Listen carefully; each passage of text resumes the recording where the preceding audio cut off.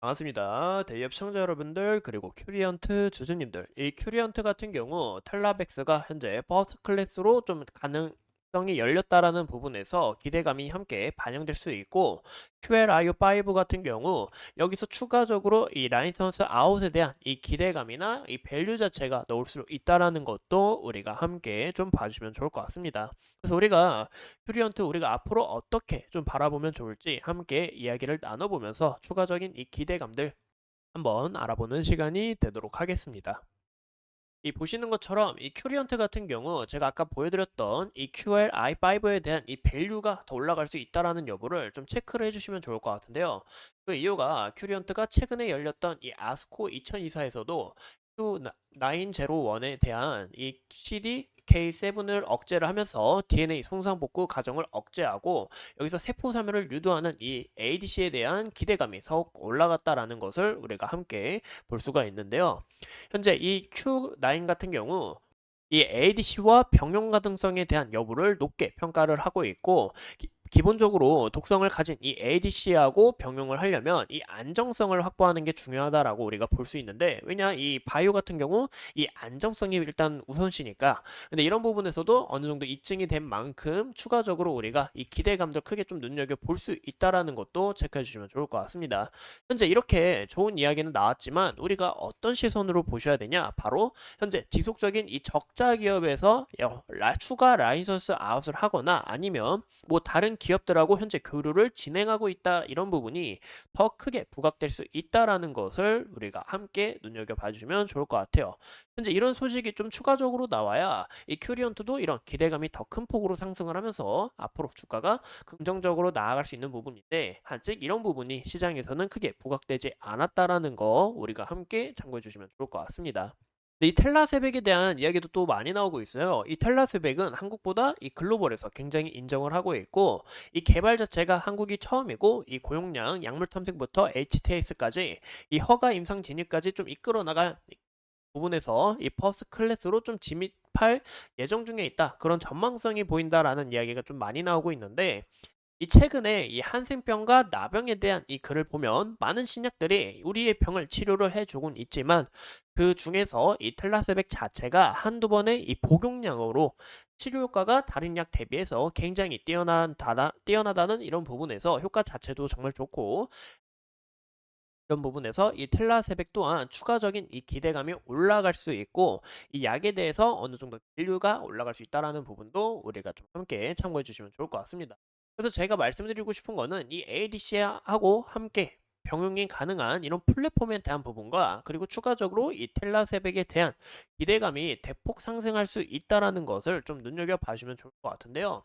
제가 좀 한 가지 예시를 들려고 기사를 갖고 왔습니다. 이제 노보홀딩스가 멜릭스 시리즈 A에 1,600억을 투자했다, 그리고 차세대 ADC 페이로드를 개발한다라는 이슈가 좀 부각이 됐는데요.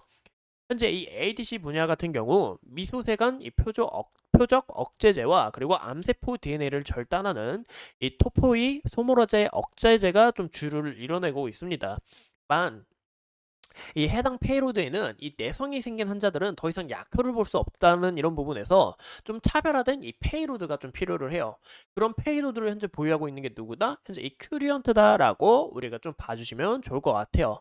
이런 부분에서 추가적으로 좀 반영이 될 수 있다, 기대감이 더욱 상승할 수 있다라는 것을 우리가 좀 함께 좀 체크를 해주시면 좋을 것 같고요. 현재 큐리언트의 독일 자회사가 QL 이제 i5라는 이런 플랫폼을 좀 개발을 진행하고 있는데, 이 프로테아 좀 해제라는 이 PI를 기반으로 차세대 ADC 페이로드를 좀 개발을 진행하고 있습니다. 이런 부분에서 추가적으로 기대감 자체가 상승할 수 있다라는 여부도 우리가 함께 좀 체크를 해보면서, 이 아직 재료가 소멸된 게 아니라 올해 좀 우리가 집중해서 지켜봐야 되는 이런 기업이다라는 것도 좀 눈여겨봐주면 좋을 것 같아요. 이 QLI5 같은 경우 단독 투여 시 이 안정성도 증명이 했고, 여기서 이 ADC 페이로드 이 약물로 또 사용이 되면서 기존 화학 항암제 기반 이 ADC 페이로드보다 안정성을 좀 크게 추구한다라는 부분에 있어서 현재 이런 부분이 추후 큐리언트에게 크게 부각될 수 있다라는 것도 우리가 좀 눈여겨 봐주시면 좋을 것 같아요. 우리가 차트를 보면서 더 같이 이야기를 나눠보자면, 현재 모습이 이 최근에 항암제 관련해서 특허를 등록하면서 기대감이 상승을 했지만 지속적인 이 하락 추세에 있어서 주가가 지속적으로 떨어지는 모습도 우리가 확인해 볼 수 있습니다. 근데 그 이유가 좀 과거가 좋지 않아서라고 저는 좀 조심스럽게 말씀을 드려요. 그 이유가 여기 보시는 것처럼 지속적으로 매물대가 상단 부분에 너무 많이 쌓여 있고 이때 당시 거래 정지 부분에 있어서 현재 주가도 지속적으로 상승에 대한 부분이 나가지 못하고 좀 투자자들의 심리가 위축되면서 어느 정도 주가가 올라가게 되면 상당 부분의 매물을 좀 소화하는 과정이 있어서 지속적으로 주가가 떨어지는 여부도 우리가 체크를 해볼 수가 있겠죠. 현재 뭐 추세를 전환할 만한 그런 움직임은 아직 나오지 않았다라는 부분에서 좀 더 시간이 필요하지 않을까라고 생각이 들고 있고, 그리고 현재 우리가 좀 중요시 봐야 되는 것은 이 큐리언트의 자회사 아까 보신 이 QL i5에 대한 이 소식이 부각이 되거나 아니면 텔라 새벽에 대한 이슈가 크게 부각이 되면서 주가 상승 모멘텀 이런 사이클이 좀 반영이 돼야 되는데 아직 그런 면모를 나타내주고 있지 않아서 좀 아쉬운 부분이다라고 보이고 있습니다.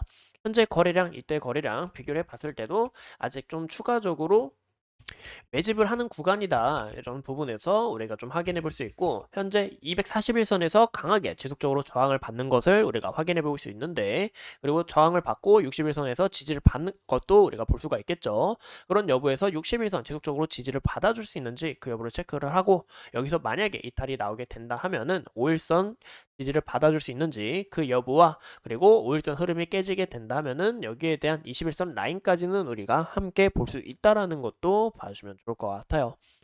네, 여기서 물량 잘 소화하면서 추가적인 이 241선 돌파를 하고 정말 안착을 하면서 추가적으로 자꾸 이어나갈 수 있다 하면은 확실히 추세 전환을 돌렸다라고 우리가 해석해 볼 수 있고, 이 상단 부분의 매물을 어느 정도 소화했기 때문에 추가적인 이 기대감도 반영될 수 있다라는 것도 우리가 봐주면 좋을 것 같습니다.